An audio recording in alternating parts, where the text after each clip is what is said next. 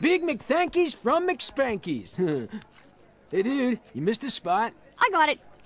Just a little sodium chloride. Actually, dude, it's salt. That's what I said, sodium chloride.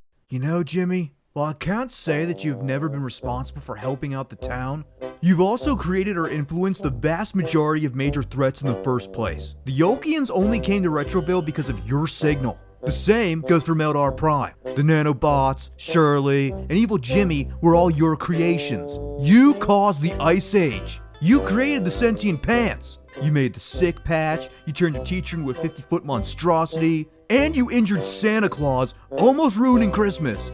The vast majority of this town's problems are caused, at least indirectly, by you. And you know what? In all honesty, that would be fine. You are very intelligent, and you almost always do fix it. And in the end, it's extremely unlikely that you won't end up benefiting the world a lot more than you will damage it. My children, and my children's children, are probably going to live in a world free of war and disease, and I'll have you to thank for that. But, dude, you can't keep using your intelligence as a way to escape your humanity. I didn't ask you to say salt because I thought a customer would seriously care, or because I was insecure. I did it because it made you look weird, and I was trying to get you to adopt behaviors and use language that makes you come across like a normal person. Everybody knows what sodium chloride is, but calling it that outside the context of a chemistry class makes it seem like someone who defines themselves solely by their intelligence, which is undeniably who you are.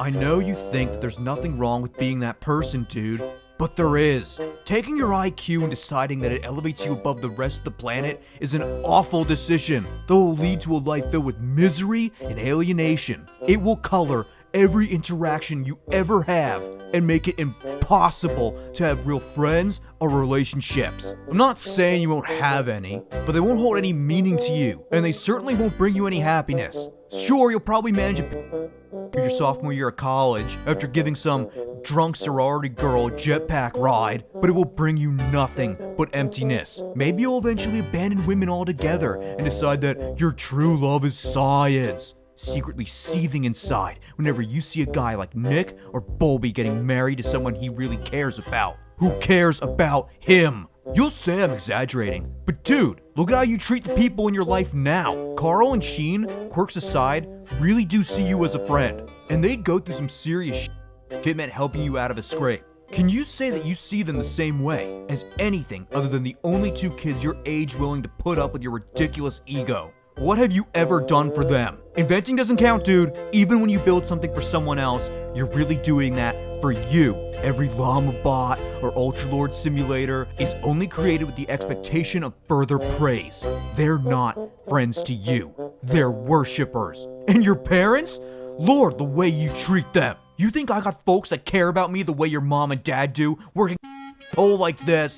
I wish. Every day your dad watches you scarf down the dinner your mom slaved to make for you, and prays that you might think about spending some fucking time with him instead of disappearing into your lab to do God knows what. They watch you toy with dimensional warping science that they can't wrap their minds around on a daily basis, and you laugh at them for worrying about you? Have you ever played catch with your dad, Jimmy? Ever asked him how his day at work was? You don't have a clue what I'd do for a dad like yours in my life, dude. What about your mom?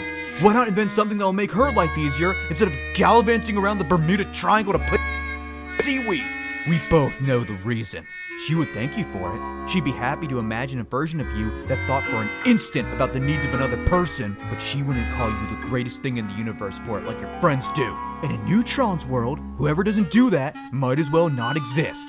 Ignore me if you want. Keep going the way you're going, and I'll see you in 30 years, lugging around 16 Nobel Prizes in your pockets, as if they could substitute for a lifetime's worth of human love and interaction.